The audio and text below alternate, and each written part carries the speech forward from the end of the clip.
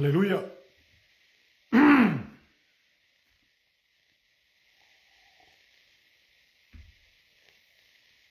Praise God.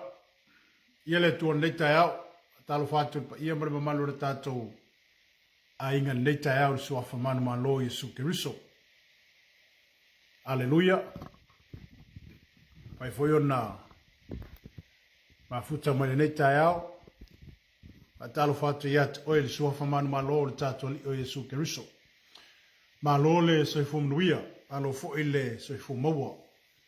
Ia ala fai me fo i whanunga leo le nei fo i tae au mātango fie, tae au te whai le tua i lo soifua mo le tātou wola. Ia mo fai fo i ona te whaupopo mai fo i se isi aso o se isi fo i malosi, ia te i tātou. Nei la tae au e whaatalofa ma whaafeilo i atu, i le pa ia ma le mamalu le tātou o tonu. Ia me se fo i o woma pa anga i lunga le tātou por kalame peo na masani ia i asolua wa yaso te tasi. Nei fai la tae au e toi o folofa atu mo toe whaatalo fatu. Ia, ma loa fu ai lau o maua, le anga le leima le alofa tu noa o le tua ia te oi.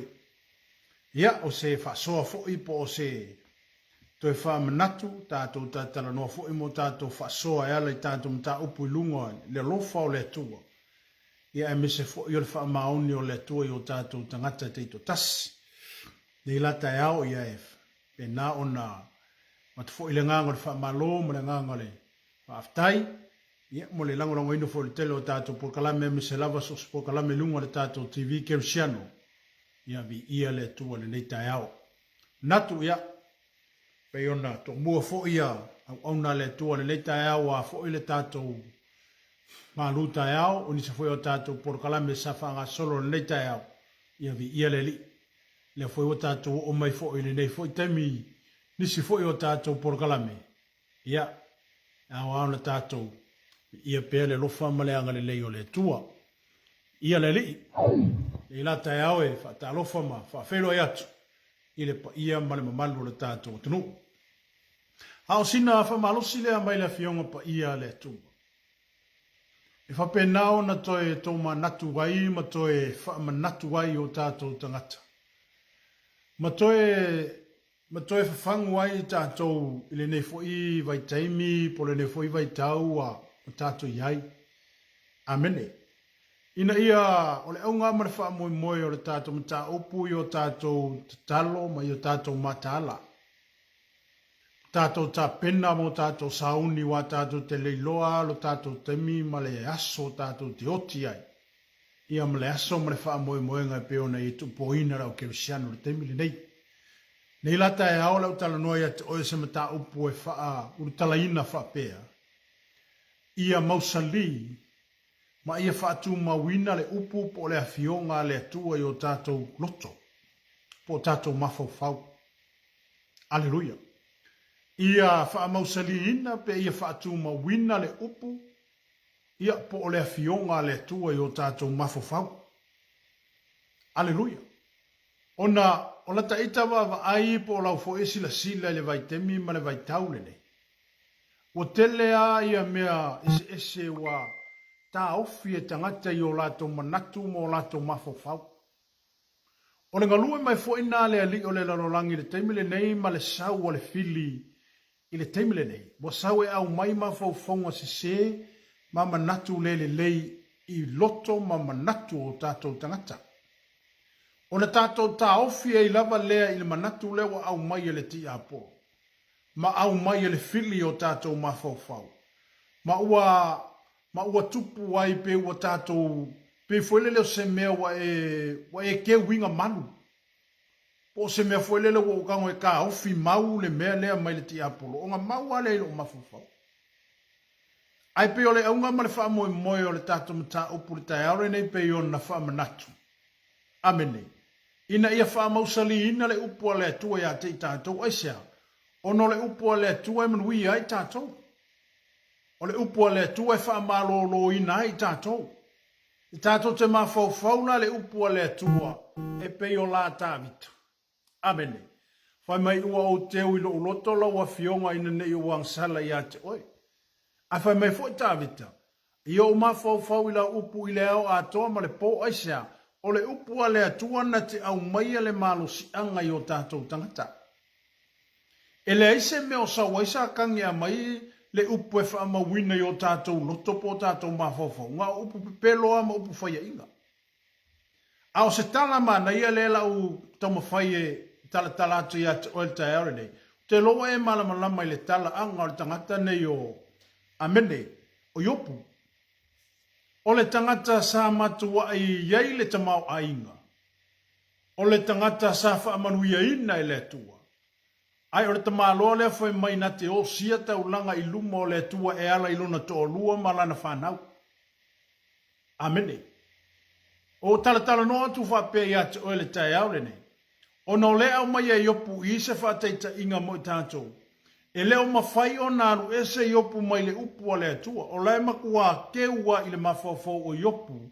Le upu ma le awhionga le atua i atia. Aina waluru ina le tamau a ingo yopu ma tofo ina ma whaaso songa na o ia yopu. E lei mawhai na laa e se loa e lei mawhai o na laa e se yopu. Pena laa loa yopu. Mai whaafita auli sa fita ia i mai ia. E lei whaamamuluina e opu le upu le atua sa ia tausia. E lei whaamamuluina e opu le upu le atua sa te wina i lona loto. O ala fita ma whainga tā sa lulu inai li tamalole o yopu. Sa le ma whai ona lue lona whaatua ma lona talitonunga i le upu le atua. Amene. Na ave ese le tamau a ingo yopu. Na ave ese le whanau o yopu. Ave ese umale o asa ia yopu. Au le ale mena tula ima ia yopu. E lei mawhai o na ave ese ina le upu le atua sa keu le whaku ma le mawhawhawa yopu. Amen. E lei mawhai. Na o ai uoa yopu na o ia yopu.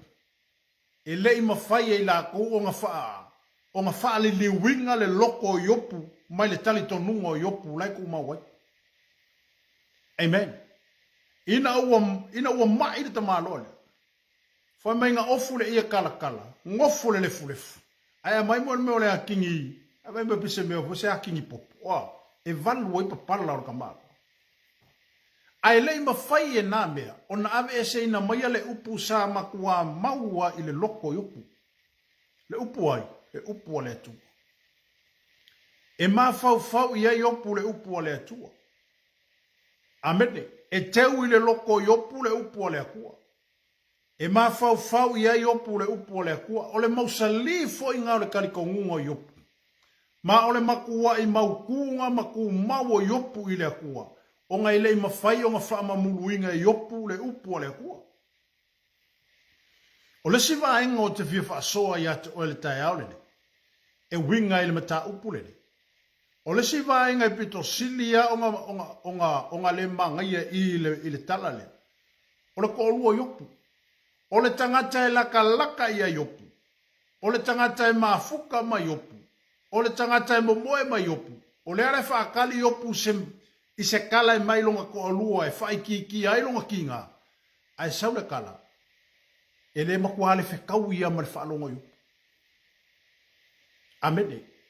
O lai whaatali yopu se kala e au mailonga koolua se whaangofu file muai o ngā mai mo ngā kinga le ye. Ai sau le kala koolua fai ma yopu. Se whai oi le akua e venga yoki. Amene. O se e mawhawho se upu le mai le akua le keimilea. O se upu le mai le koolua i le keimia luluki ai ki ngā o le kamā. Pe luluki ai ki ngā o le ki ngā. Amene. Ai whakali aku se upu e mai le koolua se i kau wha mawhangawhanga. Ma se i kau piol apa i le ki ngā o le mai le kau awenga. Ai sau le kala. E lo se kala mai le akua. E lo se upu mai le akua le upu lea. O le upu sau ki apolo wha o ngā mai e le koolua yopu. Whai meri ki apolo whailo koolua e whai le akua e awenga oki. Ai ole mea pito sili o se o ngā mangai e lea mai i le tala le. Ngā awa i le mai kanga kamarusi. Ngā awa i le mai kanga kamarusi. Ngā awa i a yopu long koolua. Whai mai a yopu. Ke kau kala mai pei o se whawhinge wha valea. Amene. E ke le kau kala au fa pe ku yo e ke le kau kala mai se upu se e mai se fo i lo mai ma se e fe so songi mai lo ki nga le o ki nga ai ke kau kala mai ke sau ke fa va le ala kala ngai fai mai ale fai kau ku se yo pu e mal mal mal le mele o ke fai ko amene po a fita ma fai ngata o me nga o ya yo pu makala nga wo ma le kau mawhai o anga uo e ku waku se kala yopu. E lei mawhai o nga sui ai le mawhau yo poisa ma ku wa e keua e yopu le upu a le kua i longa mawhau. Amene. Aleluia. Amen. Aisea, o nga wakali kongu yopu, mai loa yopu, le kua le au nga iei, o le kua malusi. O le mai foi le mai ai opu malonga ia kari kongunga malonga mawhau i le akua. E le oki, e ola. Ameni. E hau foi la no whakpe atu i le tatu a inga le tae au le ne, kango e ku ulo mawhau le upu le akua. Wa kele a mawhauwhaunga ma mea o mai le lalo langirengei. Ua mako e ka fili sau ngoa le ki a polo ma le fili i o kako mawhau. O le maraka alo le ki a polo o kako mawhau. Amene. Sawar ki apolo kongi mai se melo mafafau. Nga keu wale lo mafafau. A fai ke le whamanga loa ka ngaka i kausanga lea. E o mai la songi e ke le whamanga loa se mea mai lea kua le mea ngā. Le ai. Amene. O mea mariki apolo. O lea kua e whamanga. Nga whamanga loa uma. Amen. Ai pe o le wingo le mata o por tai au le nei ale la fa so ma la tu fa tu ya o a inga le tai au le nei ia mausali ma ia fa tu mawina ma ia tato tu mau le upu po le fionga le tua amene onga e saule ki a polo e mai ma fo fonga se fa se ai le meanga wa a mai ele a kua e ke karikongo ke ngo ke le nga o isi mele ka Aisea, o ngā wakako whaakanga inga mawhauwhonga se sear ki a polo le mai a kako. Amene. Wakako ka kala inga lo kako whaiko ko apo o kako mawhauwhau i mangaku malangongar ki a polo le mai a kako. Whapera kako o sao, ai le loa. Kako ke le manguia i le mele o saungi le a koe a mai. O ngā wakako mei ese ma le upo le a kua. Amene. E aola ia te i tātou, ona mausali, pe whātu mawina i tātou le upupo le fionga le tu aisa, o ngā ole kei me lulu i ngā i kako i whainga kāma whika o le sou wā o le lalulangi le ye, a la ua mautu le upo le tu e kio, e whiwala pe au e langa mai, ma mea o whaoso songa, ma mea o tofutofonga e o mai a ke oe, a la ua e makua i e mawhauwhau le upo le ku. Amene. Ongo le upo le kua kako ke malo lo ai. Aleluia. E te tali tonu e te malo lo le upo le tu. Amene. E tato tali tonu tato te malo lo le upo le tu. O lokar kongungo ke malo lo le upo le kua. Amene. Ai au mangi manga ku te sefa pe au ke le malo lo le upo le kua. Fa kongu le suafo Yesu. O mangaku ngā ea mai er ki a polo i o kako mawhawhonga mo kako mangaku. Nga kako wale ma ke wale upu le ar ki a polo i o kako mawhawhonga. A where upu le aku. Por fesili fo le whaila aunga i a te oe kai aoringi. Po le menga kako whakarikale se o le asasau nga kako ko a bo mailo se upu le aku mai le asasane. Everyday life. Aso umba. Amene. Aisea, kako ke mo mia le upo le akua. E mo mia lo kaulo ko ingo se verse sa kusipa ia me se aso skasi. Amene. E ke alu e ke whainga luenga e ke memorizing-a. Aleluia. E whateita inga la whapea o le whai upu lea o Yehova o leo ma moi o ia. E leise me o te mtivai e ke alu ala i le aso. Ma e alu ama e kaulo ko inga le upu le. Uma e le aso leo. Ua makua mo i ale upu lea ia ke oi. Amene.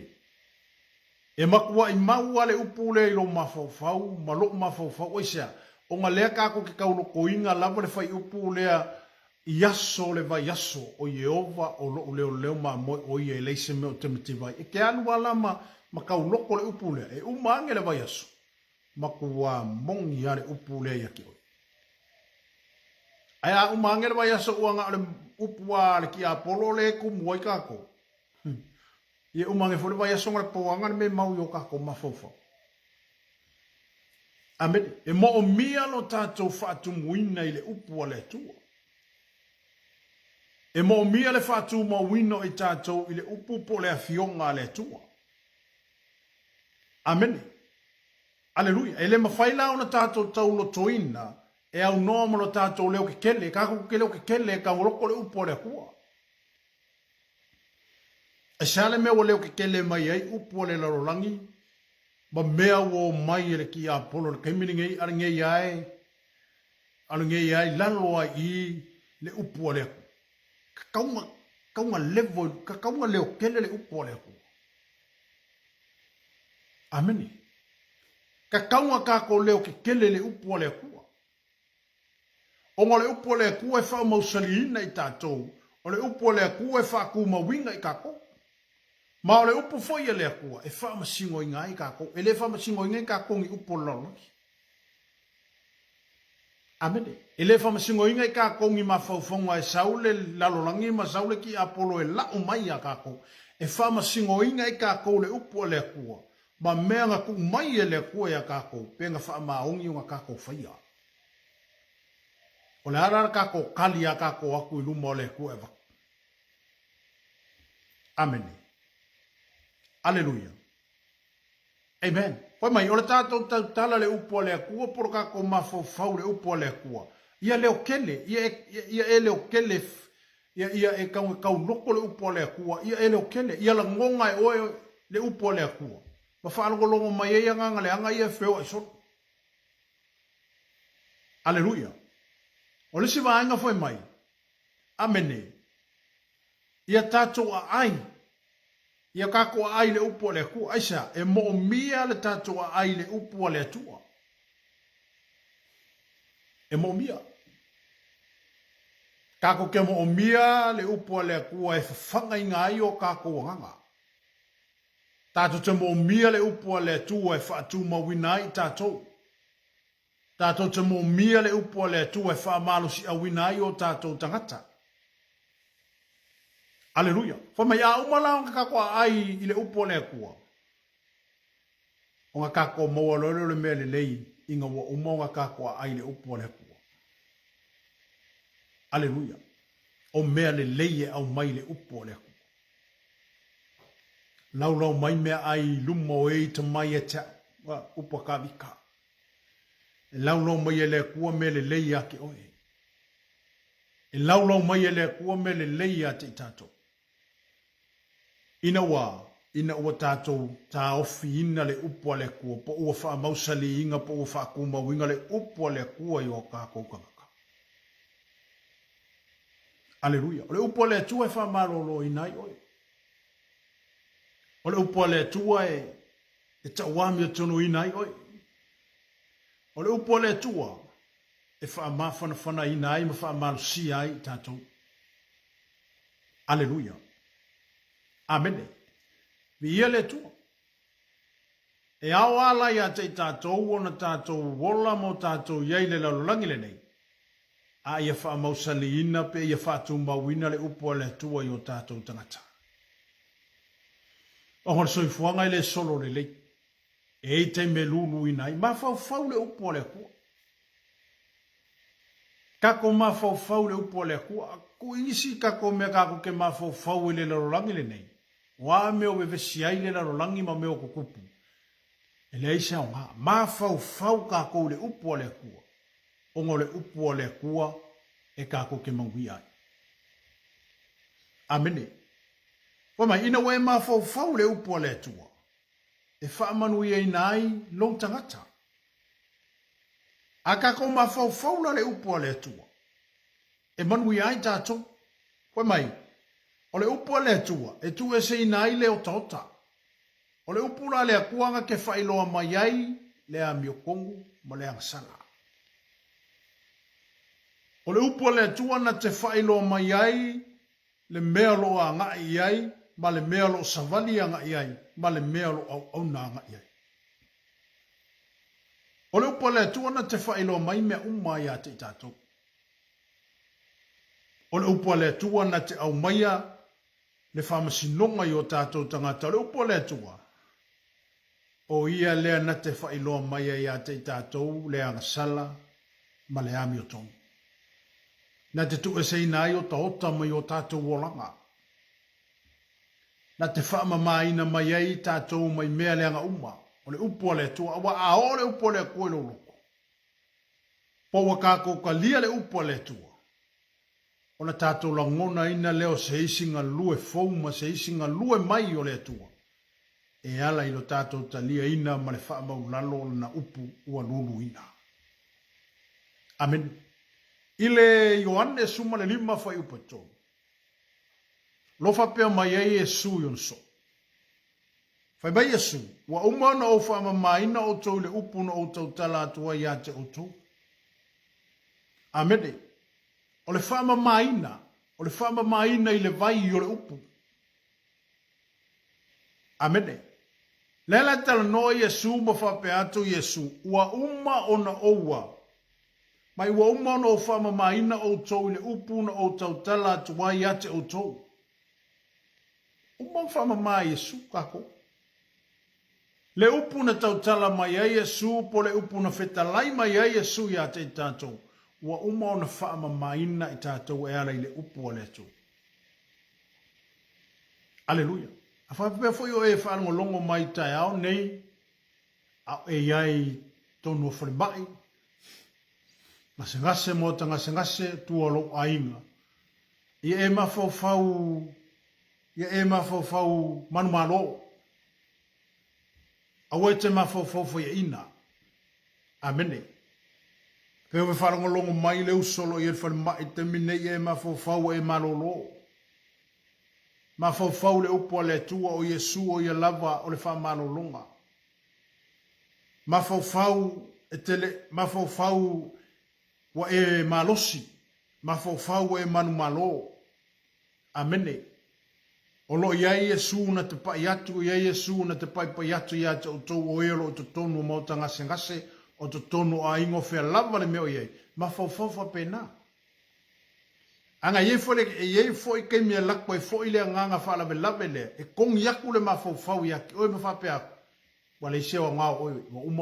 Uma oe ma le laulaki. Laku fo ilo ki Apollo whape aku. O lo mai ari ngai ki hoki ai. De ai. Ave ese le mafau ngā.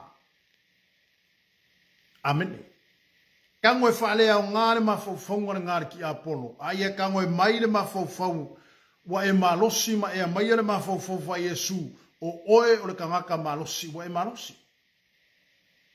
E ala ilo mafau i le atua o le wha malolonga, o le atua o le wha saolotonga, o le atua whaiva venga. Amene. O ia o le atua wha malolo i so o se mai ma so o se mea tātou te iai. O ia o le atua wha malolo, mafau, kako mafau whapenga. Amene. Aleluia. Awa tātou te mafau ia ina. Tātou mafau manu malo. Awa o Yesu o ia lava o le manu malo. Aleluia. Mafau le upo o le tu. Whamai o le upo o le tua, o le afi o lo te tonu ia te oe. Power. O le upo o le tua, o lo te tonu ia te tātou o le afi. O ngā o le upo le akua anu waku. O whea le me anu iei le upo le akua peo na e whaafonga so ai fo i le mau o lo si i na tonu a tātou mta aupu. E le fo i fua mai le upo le akua. A whitalai ara le tua wa e marolo. Kali kongu i ngā wa e marolo. A whitalai le upo le tua wa e marolo mai lo mai ngai ke mai e. Wa e marolo. Amene. E te mafau whapena e tuulo mafau i le upua le tua, ma tuulo tātou whātua tuanga i le tua, o na ngalue mai leo le tua e ala i lea na wha malo longa ia te tātou. E le siso ka ko ele mo mia fa malolonga. Le siso ka ko ele mo mia fa sa utonga ma mea le ka ko ke fa inga yo mea le laulangi. E le isa kali e mo mai le laulangi. Ona sau for ki apolo ka oi mai o mga kumo o mafofongo le laulangi. E makua e feio ma faia inga ma o koe ka ko se oli. E le isa mangui e mo mai ai. Ngā olea, ngā le femisai. O mafofongo e mai er ki apolo wa ngā le femisai ma le fekuya i ma le fe vai vai ai. E le ai se mapopongo e mai er ki apolo ngionga mga. Amen. Ai aka ko mafofau maka ko kulo ka ko mafofongo ya le upo le atua. Maka ko mafaya mai le upo le atua e kui ko kongu ya ke kako. Mo tātou wola ina. Ona tātou maua le o le file mu ma le whelo whaninga. Amene. Ma le whetau siai. Ma fua mai whea. Ona wa tātou whatanga ina le upo le atua i o tātou tangata. Amen. I le ngale o sai kai le upo le kua ke le unga e o le foia kanga kai alu ai le loku le saka unga alu. Ko e fo i mai ko e pek no mo ai le mea ngola iti. Alleluia. Ai mo mia le fatu muino i tātou le upo le tua ma ia fa mausali ina i tātou le afionga le li. Amen. Alleluia. Amen. O le siva enga fai mai. Ino e mafau le upo le tua. Na te tu ina atu le afi tu tonu ia te oe. Ka ko mafau na le upo le kua. Ma fa mausali inga le upo o le kua ia ki kako. Fa mai, ina ua e mafau mo tatou mafau le upo le tua. E ku inga mai la e le tua le marasianga. Petu ina mai e le tua le afi po le mano si anga po le pao ai ate oi ke kalangoa mai foi na le upo le akua e alu ma le mana e alu ma le whaunga e alu ma le pule aisha ona o tātou mafau le upo le tu ona o tatala o tātou mafau le upo le tua e kako ke kalia ai le upo le akua inga ia au mai le upo le akua e ku yo kako mafau Wala kele au meye le laulangi le nei. Wa kele ngā mai mangaku ma mafofau ma wha le laulangi. Ua wha akumu inga ai o kako mafofau. A ua kau le ise hawa ngoa e sa wele upo le kua e ngofo i o kako mafofau. Amen. Alleluia. Alleluia. Fai mai ina ua tātou mafofau le upo le tua. Na te tu ina maia pe na te au maia le malo si anga. Po le afi to tonu ya te tātou. Whai mai, o le afi la lea, na te wha mawhana ina tātou, ina wakakoa, maani lili. Ai maani lili la me ke mo mia wha mawhanga. E ke mo mia se me vela fo lele ke so inge wha mawhanga no ki. E peila le wha malosi le tātou mta upuru tai aunene. Amene. A tātou mawhau na le upu o le tua. Na te tu o le akua langa ke ku inga mainga, le mano si anga po le afi te tonu ia te tātou. E wha mawhanga inga ila ka ko e kaimi whapea. Amene. E wha malo si ai tātou i teimi ia waka ko ia i kaimi ngai. O le kaimi o le whesoa inga, o le kaimi o le lulu inga, o le kaimi o le whevai inga. O ala me ku lai mai. A lawa ia te oele malo si anga ala le upua le atua ina o tātou te wina le upua le atua i o tātou tangata. O le upula ngā le akua e wheso sangi a ke kā koe keimi whapea. Amene. Alleluia. Whai mai, ina o tātou tau te tala, i eile nau i upu, i lau upu. Amene. Ina wai tau tala e eile nau. E eile ngau le upu o le kua. O mai, o le upu e eile pao a po le afi, le koe whakua i eki. Amene. O le upu o le tua e eile afi e eile pao. Amen. Alleluia. A le upu o le kua le foi fua. Aleluia. A tātou tala noa la le upo le tua mo tātou mafofou le upo le tua. E ao ia ke kākou o ngā kākou loko ke kele mo kākou mo tātou tūmau. Ango lesi fo ie e le upo le kua e pe wha fefe. Amene. Aleluia. Ao mga kumanga e sauriki a Apollo e kau ai mai a kākou. Ma mafaufonga ngā whaki a Apollo. E sawe au mai inga ia ka ofi ai le mafau lea po le upua lea kua lea la au ilisi mai a ke oe o nga e iei lea le malusi anga. E ile power. E ile authority. Aisa, o wanko inga mai a Yesu le pule ia ke oe ma. O le pule la le kako ke whaakongo ia nganga le anga ia o mai kaimingi. Aisa, inga ua whaakumuinga i kako le upua le hua. O le sitanga tana mawhauwhau le upua le hua o Yosua. Aleluia. O le loko kele o Yosua. Nga whaakongo e Yosua le lama le masinga le kaimira kaua. E le aia seisi mea nga mawhauwhau a Yosua. Ma seisi mea nga ku mau ili mawhauwhau a Yosua. E pau ale mele wa au mai ili mawhauwhau a Yosua. Wa ngau le upu ale a kua e ka kaunga ku mai a keia. E whakaungu o mele. Aleluia. Ai wa aila le Yosua se fulufa e upu se fulma le rua. O ngai whakongu a Yosua i ngā le lama le masinga. E ala ilea, i le upu. O le upu e sau mai le upu. O le upu wa ke winga. O le upu wa wha mausali inga i le loko Yosua. Nga mafua i o nga ku mau mea ia. Amene. Ni Yosua se furu vai pa suma le rua lo wha pia mai ai. Ia Yosua. Le la ai.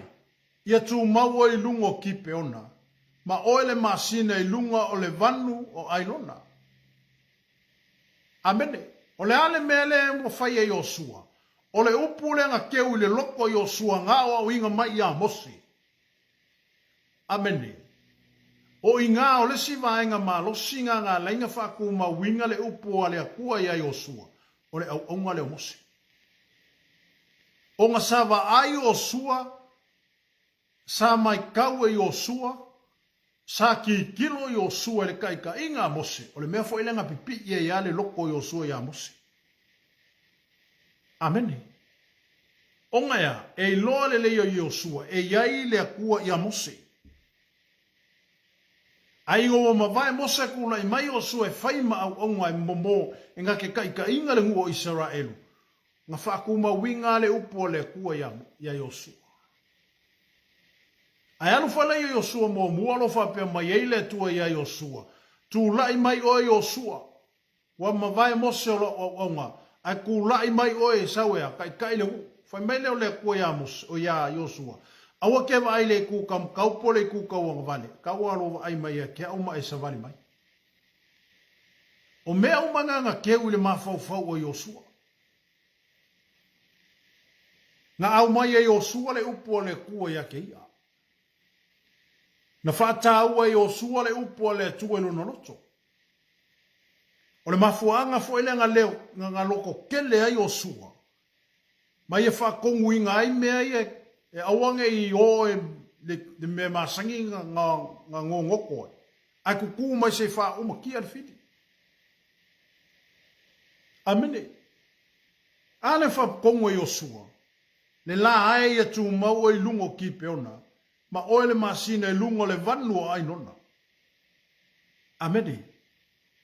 O le ala kalanga ko mawa i, nga mangu malo i kaua, ma fo mai fea, o nga ua keu le upua le kua i le loko o Yosua.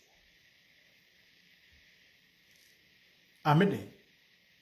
I nga ua keu le upua le kua, ma whaka ua i Yosua le upua le kua i lunga mafau. Awa anga whaapea e le whaka ua i Yosua le upua le kua, kemine nga whaere kaua. E whaia ika. Aleluia. Amen. Na manu mano le taua. Ai wa aile kala lea. Ele iai lava se aso i se kemi mua pe muli angi. e pei o le aso le kupu en mele. E le ia se aso e o mai ar kemingei. E le ia se aso e pei o le aso le ngafai e o suan mele. Ma foi fia. E ma fau le upu o le aku. Amene. E ma fau le upu o le akua. E ma ngaku le upu o le akua. Aisha, onga le upu o le akua nga ke au maia ma faufunga le lei. O le upu o le akua nga ke au maia ma ngaku le lei. O le upu o le akua e whaasoa mai fo ia ke ka kou le meo lo ka kou mo mia. Aleluia. O le upu o le akua e peingo tala noa te atu o te au neo le upu o le akua nga ke wha mawhanga inga i ka kou e ua mawhikia. O le upu o le akua nga ke vai maluingo o kou loko mo ka kou loko. E kaimi whainga kā ma kaimi o whika. E lei ma whaila o ngā ruese ai o sua mai le upu o le akua. Whape ngā fo i upu.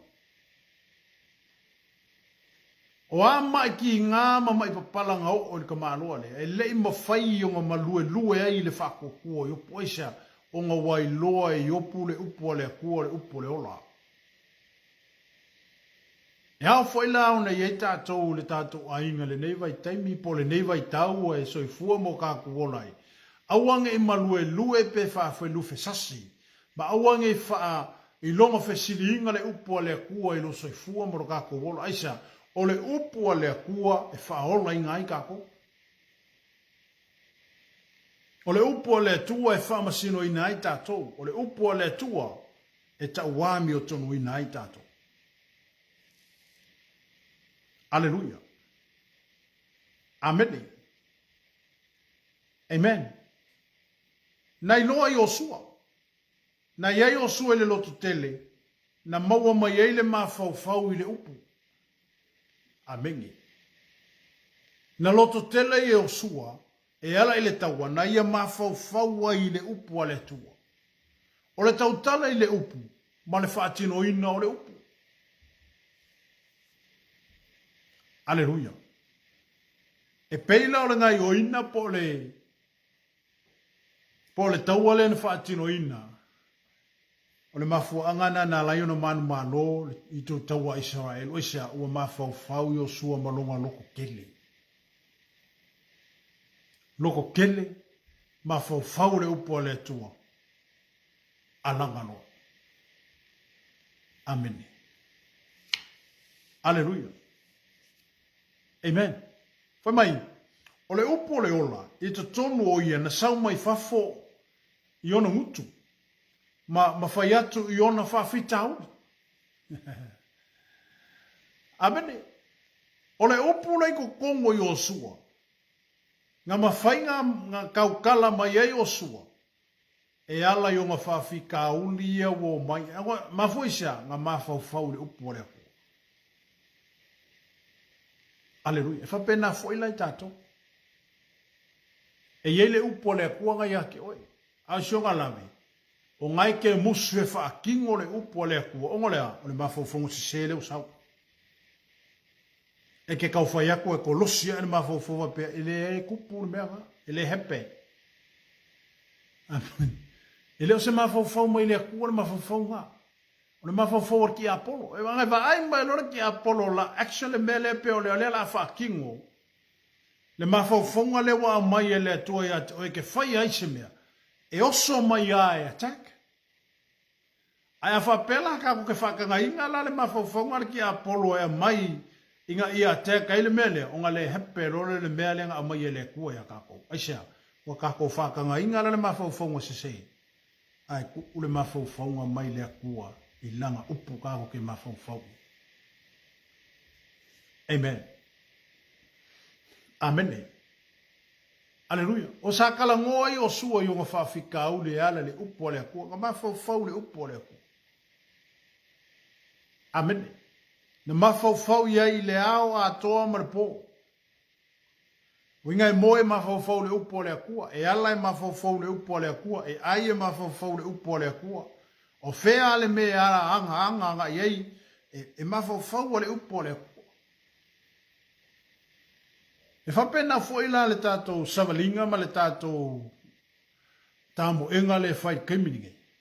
So se vaenga le soifuanga ma le o langa lo tanto iei. Io kako mafau le upo le. Amene. Io tatou mafau le upo le tua. Ina ia wha marusia i tatou. Ma ia wha mafana whanaina i tatou kai me lulu i ngai. Kako. Amu ia pia whai ele lulu inga o ingi whawhika uli mangi me o mai. Ao ia i loa ai tatou moni o le kerisiano. E kako ke le ngā ea i mea whapea. Aisea, o ngā ua mausali le upo le akua ia ki oi. Amen. Ino ngā whiara kerisiango pisi i rewa ieri kaimiri. Ino ngā whiara kerisiango pisi. Kerisiango le mau kongu mara kerisiango vevesi. O ngā ele o mau kure upo le akua i o tatou tangata. Amen. Ai pole ale me vesi mo yo au kafa ma me nga i le la langi ngi. Ai afa mo kuinga o ile upo le akua ma fa mo saliinga i ka ko le upo le akua. E me vesi mai e ke ko afia malia, e ke ko afia le mua aisa. O nga fo yo like ma fa fa le upo le akua le wa nga yo i mai le akua ya ke oi. Amen. Alleluia. Ka ko ke ma fa fa le upo le akua e fa singo mai le akua le mele ka ko ke fai e fa e mai le akua le mafau fau le leia ki o le mele e fa singo mai le akua le mele aua fa mai le akua fai le mele fa mai le akua aua fai le mele ma foi fea o nga waka ko mafau fau le upo le aku amen ele lava le sale ka ko ke o ai le loku le upo le akua amen wanga o se kula pe rua kula ai e mawhawhau ai lo ngofo ai lo fale se kemi pānga ngoa o hangi kemi e ke loa ke awa ngoa ai ka kaunga e mawhawhau e kemi ngai le akua, le upo le akua. E whekalai mai foina le upo le akua ia ki oi. Ma kalangoa mai le upo le akua ia ki a. Pe ai e se kemi awa ngoa ai ke whakanga i ngai le upo le akua ia ki oi. E vai le ke karakara ngoa ai ke whaalonga kua awa maka o ngā lua mai le akua ia ke oi. Ma maka o ngā sau le akua ia kako. Pe a whai e ku uso kaimi e au mai le upua le akua mō kako kangaka. Amene. Aleluia. O se foi vaenga foi le. Mai e tatu te mo mia se fuafuanga. Ai fuafuanga. A foi ele isa o fuafuanga. E ma fai ona e matua fai ina. Kako ke fai inga pe a fa pe le inga kako fuafuanga minga kako mangia kako porkalame mangi mea kako ke fai inga ia kako mafuka i male akua. Amen. Foi mai. E mawhai ono Sofia o e le anganga pa ia. A ele na o se musumusunga le anganga pa ia e suia le mea. Amen. E mawhai ono Sofia ka ko e le anganga pa ia. A ele nga o se musumusunga. A o le anganga pa ia nga kia, nga ki suia. Amen. Amen. Au inga e mo mia i ka ko le upo le ku. Tatu te mo mia. Kako ke mo mia ia kako fufuanga. Kako ke mo mia ia kako whaiunga. Kako ke mo mia i mea tatu te iai. Aleluia. Mai, ole mawhau iai. Ole tautala ma le whaatino ina ole upu ole au maia ni taunu unga i lau o langa. Po kako o langa. Ora kako mawhau la, mora kako kau kala, a ko mora kako whaatino ina ole upu ole atua. Koe menga ke au maiangi kau unga le lei o kako o langa. Amen. E le se kau unga le lei e mai e mawhau le laulaki. E pau ale mea le sa warki a poromo ngā mawhauwhaunga ngā ole oki ale mea le sa warki. Whaia inga ma whako i lalo popor kakaka. E le se mawhauwhaunga le lei o mai e le whiri kaimiringi. Ngā ole mawhauwhaunga whaia inga ma le mawhauwhaunga ko i lalo. A ea ngō whapea ko oiro tangata manu malo, oiro kakaka o wha malo lo inga. Aleluia. A whapea fo i o e whaafonga mai tai au nei o whea lava le meo e maua mai e le tātou por kalame le tai au le nei. Whea lava se meo e maua mai e. O te whapea atu i atu o e mawhau whau le upo le akua. O e malolo. I le suafo i e suwa e malolo. Kari kongu iei kangolo ulima le meanga e a whaingo lo kingo. Po lo ua. Po whea lava le meanga iei. O whapea aku le aki o e le suafo i e su ke riso. O e malolo. Nao, kaimi ngei. Whakua kua mai kari kongu o iei le whamalo longa le kua iaki. Amen. Alleluia.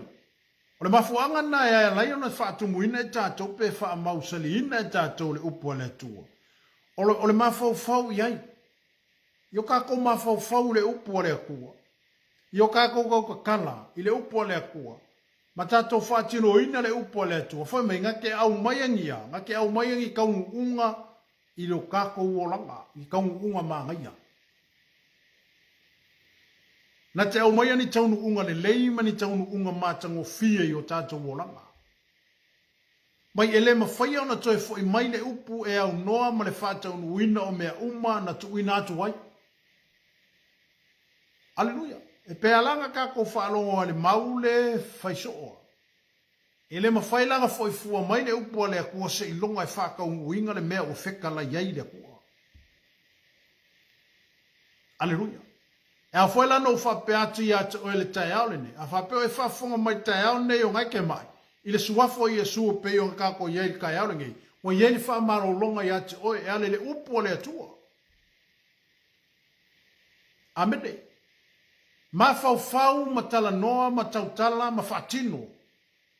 Le upua le atua. O le a au maia lea. O le a au maia wha malolonga i ate oe. Amene. Alleluia. O le a au maia le wha salotonga i ate i tātou. O le a le mai lo ke moa ai pe o le suka po o le moako i ngā mai. I le suafo i e su wha malolo. Po le wha iti ngā, po o ame o lo ti ngā o le tino. Il suafo i su ke riso fa malolo. Amene, wa e malolo, fa kua mai tali tonu wa e malolo. E ala i le upu le kua. Amene. E ala i le upu le atua. E le ngata ina tātou mafau fau le upu le atua. Tātou te tala noa mo tātou tala le upu le atua. Tātou te whaatino ina le upu le atua. O le upula le akua, ngake au maia le kaumu unga le lei. Amene. O le upula le atua na te au maia le taunu unga le lei. Po se resort maa ngai ai au maia le upula le akua. E le au maia le upula le akua se me whaia inga. Amene. E maia le upula le atua le manu malo. Alleluia. E maia le upula le atua le whamonu yanga. E mai re upo le atua, le wha mawhanawhananga. Le wha malo si au. Le wha la e au. Amene. E mai e foi le upo le atua le Hamilton. Amen. Ane foi mai le foi mai eloha. E le mawhai onga koe foi mai le upo le atua. E au noa ma le whaata unu wina o mea umanga ku ingaku. Amen. O le upula le akua, o le upu le atua, o le upu le Hamilton, o le upu le atua, o le upu le whamanuia. E manguia mea e wheka lai ai le akua. Amene. E malo loa oe i le upu le akua. Whasaulo ko inga i ka kou le upu le akua. Pe ai loa ona te wina le upo le tua i o tātou tangata mo tātou mawhawhau. Ue se isi e mau mea ngai ngasu solo i lo mawhawhau. O mea mai ima o le lalolangi o kalawhea vea i lungo o mea lungo le lalolangi ma mea ngei kako ke iai. Wa vava o solo le lalolangi. Ua kumu ai o kako mawhawhau i mea le sa o ma mea se. Kako kangu fewa ese a mai le upo le akua e wha kumu o kako mawhawhau. A kumu lau kako mawhawhau le upo le akua. Ngā alo speaker kua happen. Amene. Galo kala ngoa kwa ka kalaku kupu. Me foi ngala umaile la rolangi ma me o mai ki Apollo. E o soi e mai a mai la upole kua pe fa le o lua la pe ke ma salo iliske pe ka ko ke ma salo iliske me sea. Ua kele nga fa ko muinga o ka ko la ngonga mo ka ko mafo fa upule o. Upole o yese ola. Upu e fango ai. Amen. Aya iang ka ko mo yele upu le kua upu ka ko ke olai. Amen. Ma ia upu ai. Faisa lamo ka vika. Mai ola upu le sulu yo vai mo le mala malama yo wala. Wingo le upu le kua ke fa mala malama inga le mea ka ko ki sava vali ai. Amen. Ola upu le sulu yo vai ale sulu o le sulu. Amen. I wha malama mea ka ko ke o iei le upo le kua. Awa apongi sa mea ka ko ke o iei. Ia, ngau e loa mo mor ka ka laa poksa. Aleluia. Ale fe kaui ma se ale fe kaui ma se nganga le anga. Ia, amen. Aleluia. Amen. Aleluia. Au le upo le kua ke wha malama inga mea ka ko ke sava vari iei. O le sulu yo ka ko vai, ma le malama yo ka ko wala. Ka ke wha malama inga mea umma ka ko ke ai, le upu o le atua. Amene. Aleluia. Aleluia. O lo ka ko mafau na le upu o le. E awa o nga ka ko mafau. Ai ngufu fo i se panga ngoa o lo fale mafau le upu o le akua. Mafau i le akua. Mui alo mafau i mea lo vesi ai le lalo langi ma mea lo kupu nge vai kau. Ai ka ko mafau i le upu o le akua e mai ai le faa. E mai ai le mea mongi a ke ka ko. Ma mai ai le faa singo manga mongi a ka ko. Amen. Ka ko mafau le upu o le akua. Ma ngai ai o le kala le ai o sua e pe o ngofamu kala ku e kio. La po e a o la ele i umaga fasi le fili. O ko meki aga kongi mai le upu le kua le mafofo i Yosua. Fa kongu lo Yosua la. Amene. Wa pao. Amen. Kua i pao aisha. O foi o fa ke o le upu le kongu ia ke o le afi. O le malo si anga le ko kongu ia kako ke kaukala koi. O le marasi aga wa mai e le akua, e ala i lea, e ala i le whaakingo ingo le upu le o sau mai ko kongo oe. Me foi ngā i o ka ko makua o le upu le ko maka ko makua e mo koe makau kia, wa afe ku e makua nga whanga e malai aisea, e paua le upu le sau. Amen. E kau foi keke foi la ka ko, e le sanga kau alafo ka ko upu ya ka ko whanga. O ngai e makua i whaikeke a ka ko makua. I kulanga lea. Ai whapenga uma le pau ale upu ale kua le ko kongu ya ka ko. Te a ka ko kalangoa ma ka ko whasoa mo ka ko whakonguinga mea i o ka ko vai ko le lorolangi. E makua i o le awhire ngai susungu i ngai mea i. Amen. Ai le loko kelo Yosua, e le i fesilingia e Yosua le mele. E le fa penga kau kala Yosua penga kau masalo salo le mafau Yosua. E le ai. Amen. Ia le atua. Talo fatu ni sa tato ai ngawanga i wairunga le tato por kalame nei. Tu lao le. O naso, ia le li. Anthony, Josefa tan wasa, ia le li. Mesa foio le. Tinai anu fulu mo malo bi ia le tua ia manisa tato ai nga wa mau tulunga ia fa taile mafuta maneta au ia o le tala no fo le ia fa tu mo wina le ta upu le tato tala no ai o le talo mo matala ai o le o tala no ate ia te oe ia fa tu mo wina le upu le tua pe fa mau salina mai o tato mafa fa le upu le tua ia so umo le soifua. Amen. Ongo isi e mea wa vevesi e a inga ma mea ia. O ka ko mafau i mea se e mariki a polo. A maile upu pepelo ki a polo wha akumu e o ka ko mafau. Mo tātou manatu. o ngā kupu ai leo le whewai inga ma le whemisa inga. Ai le mo. Amene, o ngā wā ka ko whaka ua upu e mai ki Apolo. A makanga ka ko wha ngalo upu mai le afio ngā le tu. O ngai le whamasingo inga I ka kongi upu ki Apolo, pe hao le kaimi o le unga le lalulangi ma le soifuanga o lo ka ko iai. E whamasingo inga I ka kou le upu o le akua. Amen. Me foi le tato te ola I le lalulangi. E wangi e whaka ua inga upu le ki Apolo e mai ake oi ma. O upu e lau mari ki Apolo, e leungi upu, e leungi mea mongi. E leungi mea moi. O le maku wa I pelo a ma se mei e sau ki Apolo e lau mai a kako. Ai a tau fi ma wina e tātou le upu a le tua ma le fionga le tua. E whātou ma wina I o tātou ma fau mo tātou langona. A ola ina lulu wina e tātou ma whape na o mai I whesoa inga ma mea le lau langi le nei. A la o tā o soina e tātou po ua mausali le upu a le tua I o kako ma fau. Kako ke mafau le upo le akua. E a mai foi la le upo le akua ya kako. E whekau I kongu a mare mea le kupu mai teimi lea. Amene. Ai awane o tātou whata ua ina ni mangako e mare ki Apolo. Wa alusi kankala nga ki ke ua le mangako ngā wako ki Apolo le kausanga le. O mare ke mingi la ke ua. Ea. E sa olau kala. Amene. Amene. Aleluia. Ngai ke ua le upor ki Apolo ngā waku ia ke ore kausanga le. Le o mare ke mingi, la ke ua, la ke mga kua. Au e mga kua la se upo le kua ngā lau ngā whiwhi aulu vai e soro kenge. Ia ino ngā lau e mga kua. Amen. Aleluia.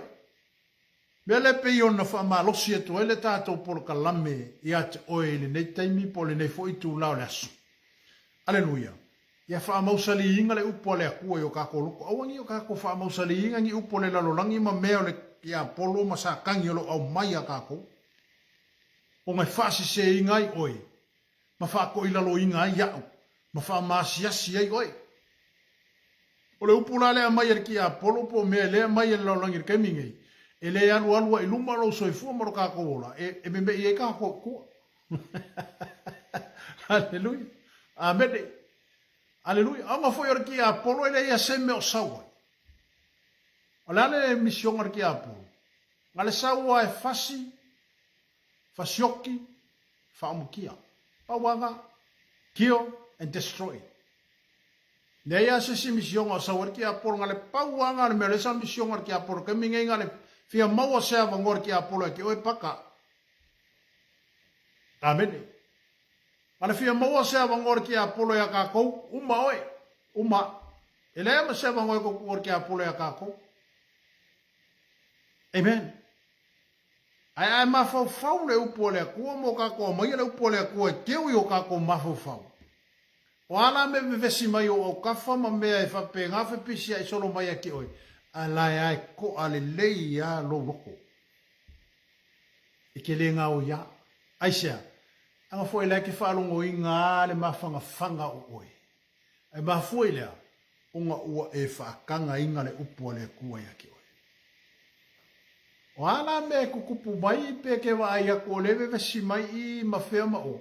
A lai ko a fia maa li e aro loko aisha, unga o lenga lue mai le kua I lo loko. Mawhoi whea, unga ua kako whaakanga inga le upua le kua I o kako mawhau. Amen. O le malaka alo le ki Apolo le sa or ke mingi o fea. O lo main. O ka ko mafau. A sa or ki Apolo kong ya kule melo mafau. Ia ngange ya bulu aku. Ke ale sapo ni malu ele skan kai le mana mana. A o la le Cristiano ma o le tangata le te fa longo longo marika ya o ngei. Ma le tato a inga le tino Cristo. Wa e mana malama. E ya o a ona fa tu ma wina tato le upoisa o le pau a marmanu si anga o le afi fo I le ngai ko kongu ia ki oe. E ala pe ai kala ngore upo le akua. Wa ai kala ngore upo le akua. O le upo le akua e anu malea. Male mana. E anu male manga. E anu male whaunga. Amene. Aleluia. Ke pei ona o whamalosi ate ate oe kalale a Iosu. Oka se loko. Kelo Iosu. Amene. Nga vave anga kongi male mafofo Iosu o le upo le akua. ai se ngor ka ngaka sa anu la lo kai ka ingale si ka ngaka ngamaka uileli o le si fale au nga ke lenga yo suanga mo mai ya mose inga mo mai aku mose kula i mai o sua oka makua i pao ar ko inga nge o yo su ele la se si aso o mai ele aso nge pe o le aso le nga fa ko mo yo su le la male masi amen amen awa e koe fai kau ai maka upu le alu e fai kau le yo su se fu o ingale e yer kana le ala fai bo suma le lua le e fa pe mai ai ia yo su le la ai lo fa ku le la amen ku so la e makua i kau kala yo su ile power ma le pule la o yake le authority aisa e lo le yo su le mele o le pule wa mai le ku ya ka kako ke fa ko winga ina me ya nga email la longi ni amene ele pule ele ki apolo yo ka ko mafo fa no ele foi aí yo ka ko mafo fa ma foi ele ku ale mele ye pe o ka fili sa ngor ki apolo le kele o mafo fa le mele ye ngel ka imili amene ai ka kango fe kolosi me nga e mai ki apolo le nga ai ka kango fe mai le upo le ku e kukula yo ka ko mafofo ai vai le ma se ke fai amen kala ngoa mai foi le upo le ku kala ngoa mai le me lai finga nga lo ai le ku ai ole no ko kele la le yo suwa nga fai ele kala le nga fa kungo yo suwa le la amen ma ko no ko kele yo suwa amen. Kwa iloko kele ai o sua. E lei wha pēa ngā whawhalu whesasi le mga ko i o sua i. Ako mo su mai le la. Ia tu maua i lungo ki peona. Ma oe le masina i lungo le vanua ai lona. E le ela se isi aso e peo le aso le nga whai i o sua. E le ela se isi mea ngā kupu. Ele koe kupu ni mea nga kupu mua i ore, mea nga whaia i o sua. Ele koe kupu ane mea nga kalu mai, kemi le nga whaia i o sua kara lea. Eisea. Ole mawhau whau le upo lea ko. Amen. Uiang isi mea le naro rangi ma mea wa kako ye. Aia kako mawhau whau le upo lea ko. Whai mai ia Paulo ia Filipi. Ia tātou mawhau whau i mea i lunga. Mea le lunga la ia Yesu. Kako mafau fau i meu nga wa mea lai lunga o mea lai lunga o le langi fau o mea lai lunga o le mauka fau ia o le aipa ia o le kamai maa moe o Yesu Keriso o le aupa ia mai o saufanga ia i le manguia e kako ke mafau fau i mea nga aisea awa o le ale langi ale a koe so fua molo ua e kako ke o akua la ua e esea o sa kako mafau fau ia kako kangu fe mele langi lalo le lalo langi o kako ngalu lue le anga ia ma kako vava ai anga ia pe a kako wola inga le upo le tu amen aleluia e ia le loko kele ia kako kalmoe le upo le o fo i kenge o wangi e mai ka maka ono le silea o pengar ki Apolo e sawe a mai a kako e sawe lau mai lo lukuanga e sawe lau mai o whaale kongu lukuanga amen e hele o koe mga kua o sewa ia ke riso le upo le aposkolo polo o sewa ia ke riso le tangata fowia whauka wa kuanga i mea kuwai o whaafowinga mea uma Arangar wenga le ki Apolo le sawe ma mai o mafofowa be o ia le sa koe mga kua pega amen. E lau mai lo kuangai. Au menga wa ma ngalo e ala le maliu ke riso. Amen. Aleluia. Le aku kupor kai minge. Ele o mana malama la ka le lo langi le si skepu le wa yai o le tangata wa kalia ke riso. Wa fa ma ngalo e le aku wa sala. Pe a fai wa ka ko kalia Yesu. E fai ma ali ma fa o lo so fu mo ka ko wo. Wa ka ko li liu le o langa kuai. Ua fuli o kako kua leo langa kuai, a ua whaasanga o kako ka leo langa fu, oisea, ua uma o ka penga inge ke riso mo kako. Aleluia. Amene. Ia kako kamu whai e memorize verses o kuspa i e se aso. Amene. Ngalo walu ama memorize ngā meilu ngore Facebook mo. Amen. O se verses fo yerku spa. Ia se kako kago fe memorize le aso. Amen. Hallelujah. Inga ia kako iloa. Olo ia ile tua fatasi mai tātou. Amen. O se mta upu nama se fa soa nama le tātou a inga ne taia. Ia fa atu mawina. Ma ia fa mausali ina le fionga le tua i o tātou loto. Wa o inga lulu winga i kako. Ia wangi o kako pisi vale mo kako. Amene mo kako le mau kong. Au no ongolo kako wa. Mo kako le mafau fau le upo le kua. E mele upo le kua kako mafau fau.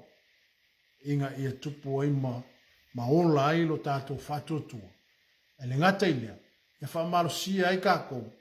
Ma ia unga i ai kako iluma. Amene. Ina ia whapena ona iai pea le lofo le tua kako. Ma ia loa i le paua iau. Amene. O lai ele ale ufo ai Yesu le authority ma le ki le ngau avaku ia o. Amene. Me ufo ina tu le pule ma le mana ia to mfaina soli ngata ma karava ma le marosi umo le fini. Feara le mea ki kalangoa e ma le mea ki kaukala iai. E le ma whainga fo i fua mai lau upu se ilonga i whaka unguinga le mea lau whikala i pe a whai la le wa tato i ake riso mo kako whakanga inga le upu a le kua e keu i o kako mawhauwhau. Amen. Kako e whale o ngangi mawhauwhonga se. Ware kele au se fo i keimi e lako i mawhauwhonga. Whapea o e sao e leilo o le makua se. Amen. O mawhauwhonga senga o mawhauwhonga e meriki i apolo. E lei mangi mafofonga le lei sau le lile ka o mea kako. Wanga mafofonga whaia inga. Amen. Ai whai mei Ioane le apostolo Ioane. Ai sili le malo seo le to tonu ya te oema. Ngai lo le ila le whelo lo ila laki. Amen. Wa le aisonga malo si anga. A le malo si anga ngai ko kongu ya ke oe. O le malo si anga o le tua. Amen. Wai mai sili le malosi o le ko kongu ya ke kako, o ai le ya ke oi, o le ngang pa ia. O ai ngai ya oi, o le ngang pa ia. O ai le ya ke o le ngang pa ia. O le ala ngā luenga le fai, la e fau kua le ngang pa ia mo kako. Ke le o kaimi o le fau kua le ngang pa ia asio ngalawe, e le o whaalongo a kako. Whakalinga kuli a kako, isi kaimi ni me whikale mai le ngang pa ia o le aku. Ai a saurora le nganga le anga le o le nganga sākangi, o. Le vave yo le whaalongo le skaka i le nganga. Amen. Ai awange e whaalongo le nganga whaase senga. Ai e whaalongo le musumusunga le nganga pa i o le tua. E le ngate ne whaamalu si awina oe. Ma whaamalu si awina. Ia e whape na onga kako whiola. Amen. Aleluia. Amen. Ia vai le sao le alwhako. Whialua i solo le eise ia. Le li ngā la le whialua i solo le keimiri ngei. Amen. Aia tātou i loa o na au maile upo le tua tātou te mawhau iai mo kako ka ngofe memorize. Amen. Wa isi ia mea wa uloa nge kamingi. Sorry. A kau loko mai nge isi ka ngaka ia mea ie te ola. E hoa tip top fo ile le haru whape nge ilunga. A whakula memorize maile upo le aku. E haru sa kaimi o kau memu mai. Amen. Aleluia. Aia kako i loa mo tātou i loa. O le upo le akua, e whaamasingo i ngai kako. Ia tātou i lona, mai le upo le tui o tātou mawhau, a mai le upo le tui o tātou lotu. Ine o kako koko kala ku i mea, kako koko kala ku e, ai ku kupu mai. Amen, aleluia, peo Iosua, e Iosua. Kasi ale alanga Iosua kule la, Amen, kasi ale alanga Iosua, maule la, alanga Iosua kule masinga. Amen. Ele koe whewha i ale wali ngā kanu maile hasole ngā whaira kaua. Amen. Ngā uma ngā whaira kaua. Whako a ngoko a ele la. Ia maaruange i lalo le masinga. Ma fuefea. O le pau o le upu. Amen. O le maa ngai o le upu lai keu kongu le loko. E maa fau i le upu o le akua. Amen. E ke vai a kako maa fau le upu o le akua. Se ngā lue mai a le akua. Au mai foi ele akua le sima fau le lei, au mai ele akua le sima ngaku le lei, au mai ele akua isi mea mangaia. Ai aka ko ma fau me se. Nga o me se a be au mai. Aka ko ma fau foi lai me se le lalo langi ma mege mai ni. E ma ko ele sanga kongo ya lo ma fau. e ke mafau ia ma me se a me ka ko ke mafau ni a ka ko mafau na le upo le aku o e le nga ka fa pe le upo le aku e fa mu ai o le upo le aku e fa malolo ai o le upo le aku e kali ai le manga onga o le upo le aku e fa mu ai o le upo le aku e ka ko ke ai amene io se fa malo sina mo tato ai nga le neta yao aleluia pena fo yo fa manu ya tu le tu el tato ai nga le tino kristo me se foi o pa anga lunga le tato por kalame e me se foi lunga le tato tv mo le tato fa tonu ia male ainga ia fa manu tele le tu le fiafi le tua fa tai lo lo fa mo lo wanga le lei ai o le mato por kalame le tu le nei udi tu na tu ya o le tu o lavo le tua o le tua mafo fonga le lei o le tua e te umaya manatu le lei mato te talo ya to e te mai ya pe nao na e fe so ni mai o mato tangata talo fo e matu inatu ya te o le tua o ai fo o mai le nei tono fale mai o ainga le tua si ti atu ya te o yei lau fa malo lunga pa yatu mato tala noa i le pule ma le mana o e tu ino mai ya te mato mato te whapea tu ai o a mai le tua, mato tala noa le mato whapea tu le suafo Iesu Kerisu. Ia whamalolo, ma ia whamalolo ina e ala ia i loma liu Kerisu. Whamalolo ina o a meo tinga o le tino le tua, o le wha i se i tulou, o mea uma le tino ma le tumua i se o le lofi o vai mato tu ina atu i atu oi. Ia au iai lau whamalolonga i le aso le nei nao, i le taimi lavo le nei tama mato te whapea atu. I le suafa o Iesu Kerisu. Lo ye le pule ma le mana mato te whape atu ai. Whamalolo. Whamalolo. Pa yatu lau whamalolonga. Whaftaita mai lau whamalolonga walato malolo. I le suafa o Iesu. Amene. Whamaruia lau ainga le atua. O le anga yatu le whai unga le neva yasu. Ai asi tia le suafa o elo mato te mauna o Iesu. Amene. Amene. Ya. Ia watunu pele Samoa ia masio ainga le nei tai au. Ia o le tatou polo kalame le nā pe ona iai, toi tu tau mai le vai aso angfu nei. Nei taimi, ia whātou wha soifuaina, manuia le nei aso. God bless. To God be the glory, forever and ever. Amen.